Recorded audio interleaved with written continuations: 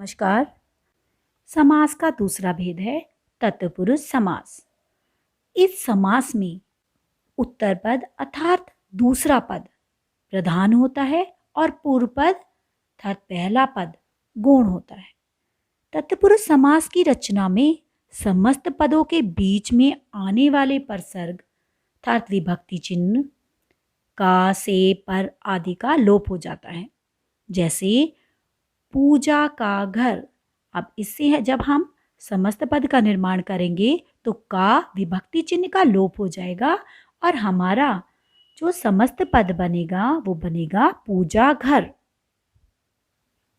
तत्पुरुष समास की रचना प्रायः दो प्रकार से होती है। पहली संज्ञा, इसमें दोनों पद संज्ञा होते हैं। जैसे दीवार घड़ी, इसमें पूर्व पद और उत्तर पद दोनों के दोनों पद संज्ञा शब्द होते हैं। जैसे दीवार घड़ी में दीवार और घड़ी दोनों ही संज्ञा शब्द हैं। जब हम इसका विग्रह करेंगे तो हमारा समास विग्रह होगा दीवार के लिए घड़ी। गंगा जल, गंगा का जल, तो ये गंगा और जल दोनों ही पद हमारे संज्ञा हैं। दूसरा संज्ञा और उसके साथ क्रिया, इसमें पहला पद संज्ञा होता है और दूसरा पद क्रिया होती है। क्रियापद ज्यादातर भूतकाल में होता है। जैसे तुलसी लिखित, तो इसका जब हम विग्रह करेंगे तो विग्रह होगा हमारा तुलसी के द्वारा लिखित। भूख मरा, भूख से मरा। झारखंड वासी, झारखंड का वासी। तो इसमें जो हमारा पूर्व पद अर्थात पहला पद है वो संज्ञा है और दूसरा पद अर्थात उत्तर पद हमारा क्रिया है। तो तत्पुरुष समास की रचना दोनों पद उसके संज्ञा भी हो सकते हैं और उनमें एक पद यानी पूर्व पद संज्ञा और दूसरा पद क्रिया भी हो सकता है। इन दो प्रकार से तत्पुरुष समास की रचना की जाती है। इस आधार पर तत्पुरुष समास की विशेषताएं हैं। नंबर 1, इस समास का उत्तर पद प्रधान होता है। दूसरा, इस समास में पूर्व पद अर्थात पहला पद गौण होता है। इस समास की रचना में समस्त पदों के बीच में आने वाले परसर्ग जो विभक्ति चिन्ह होते हैं उनका लोप हो जाता है। तत्पुरुष समास की रचना दो प्रकार से होती है। दोनों पद संज्ञा होते हैं या पहला पद संज्ञा और दूसरा पद क्रिया होती है। इस समास में कारक की विभक्तियां लुप्त हो जाती हैं अर्थात तत्पुरुष समास की प्रक्रिया में विभक्ति चिन्ह हटा दिए जाते हैं। जैसे शिव भक्त, इसमें से हमने का विभक्ति चिन्ह हटा दिया है, शिव का भक्त। कारक की दृष्टि से तत्पुरुष समास 6 प्रकार के होते हैं। पहला कर्म तत्पुरुष, जहां पूर्व पद में कर्म कारक की विभक्ति को का लोप हो वहां कर्म तत्पुरुष होता है। जैसे ज्ञान को प्राप्त, ये हमारा समास विग्रह है और जब हम इससे समस्त पद बनाएंगे तो हमारी विभक्ति चिन्ह को का लोप हो जाएगा और हमारा समस्त पद बनेगा ज्ञान प्राप्त। नगर गमन, नगर को गमन। यश प्राप्त, यश को प्राप्त। स्वर्गगत, स्वर्ग को गत। विद्या प्राप्त, विद्या को प्राप्त। तो इसकी विशेषता यही है कि इसमें कर्म कारक के विभक्ति चिन्ह को का लोप हो जाता है और उसका लोप होने से यहाँ कर्म तत्पुरुष समास होता है।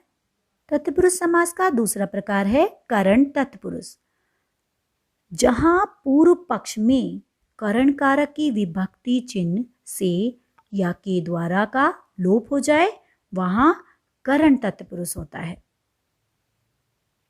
जैसे हस्तलिखित, हाथ से लिखा हुआ। तुलसी रचित, तुलसी द्वारा रचित। अकाल पीड़ित, अकाल से पीड़ित। रोग मुक्त, रोग से मुक्त, ज्ञानार्जित, ज्ञान से अर्जित, बाढ़ पीड़ित, बाढ़ से पीड़ित, श्रद्धापूर्ण, श्रद्धा से पूर्ण, ईश्वर प्रदत्त, ईश्वर द्वारा प्रदत्त। तत्पुरुष समास का तीसरा प्रकार है संप्रदान तत्पुरुष।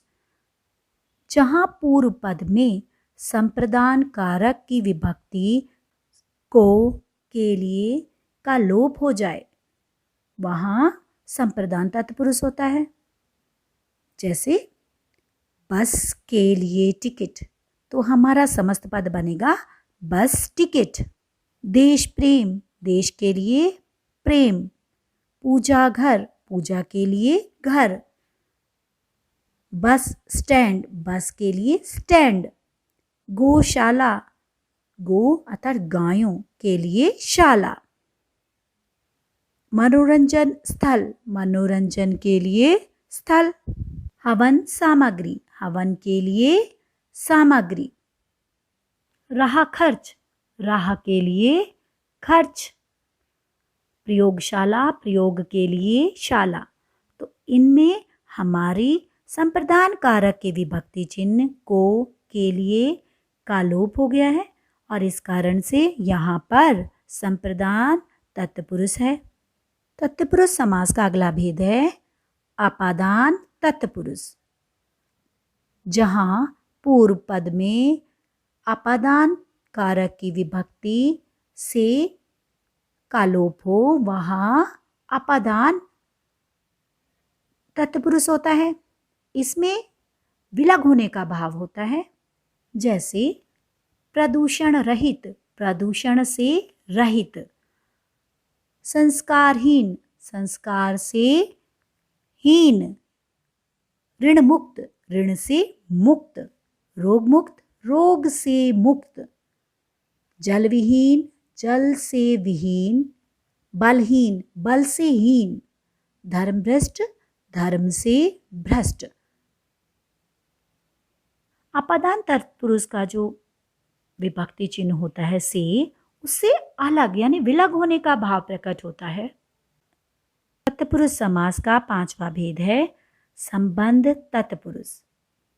जहाँ पूर्व पद में संबंध कारक की विभक्ति चिन्ह का, के, की का लोप हो, वहाँ संबंध तत्पुरुष समास होता है। जैसे समय तालिका, समय की तालिका। देव मूर्ति, देव की मूर्ति। भारत रत्न, भारत का रत्न।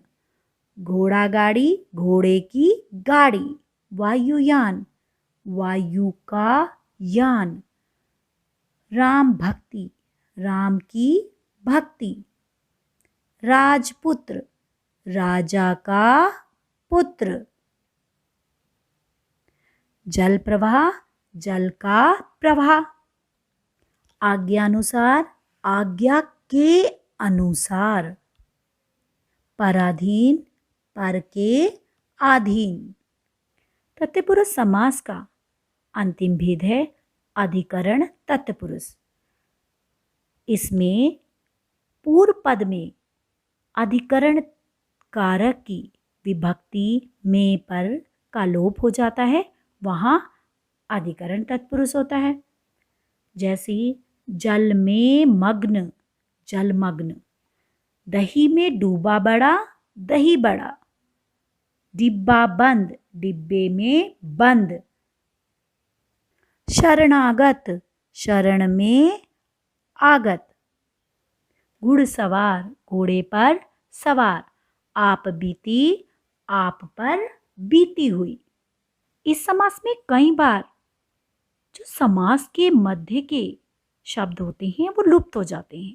जैसे बैलों से खींची जाने वाली गाड़ी, और जब हम इससे समस्त पद का निर्माण करेंगे तो हमारा समस्त पद बनेगा बैलगाड़ी। तो बीच के जो ये शब्द हैं ये सब विलुप्त हो जाएंगे, अर्थात इनका लोप हो जाएगा। माल ढोने वाली गाड़ी, तो इसका समस्त पद बनेगा माल गाड़ी। तो ढोने वाली जो हमारे शब्द हैं वो विलुप्त हो जाएंगे। वन में रहने वाला मानुष बनेगा हमारा वन मानुष। दही में डूबा हुआ बड़ा, दही बड़ा। इसमें में डूबा हुआ इन शब्दों का लोप हो जाएगा। आशा है आपको यह समास स्पष्ट हो गया होगा। धन्यवाद।